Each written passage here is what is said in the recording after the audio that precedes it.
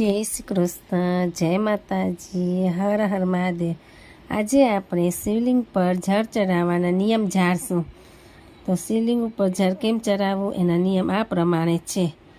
પહેલો નિયમ, શિવલિંગના જળાધારી પર જમણા સ્થાન પર શ્રી ગણેશજીના સ્થાને જળ અર્પણ કરવાનું।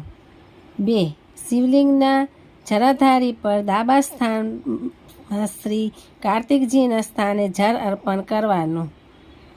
3. બંને ચરણ વચ્ચેના સર્પ ભાગમાં અશોક સુંદરી એટલે ભગવાન શંકરના નાના પુત્રીના સ્થાને જળ અર્પણ કરવાનું।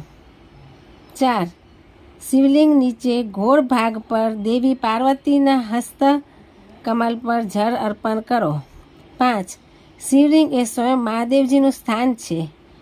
ઘડિયાળની દિશામાં જળ અર્પણ કરો, ત્યારબાદ નાગદેવતા વાસુકીજીને જળ અર્પણ કરો।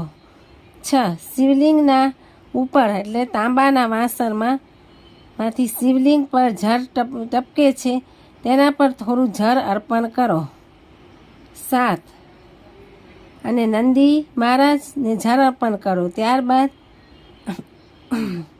ઊભા થઈને 3 વાર તારીફ વગાડો। જો તમે આ રીતે જળ અર્પણ કરશો તો ભગવાન શિવ તમારાથી ખૂબ જ પ્રસન્ન થશે અને આવી રીતે શિવલિંગ ઉપર જળ ચડાવવું જોઈએ તો શંકર ભગવાન બહુ જ પ્રસન્ન થાય છે।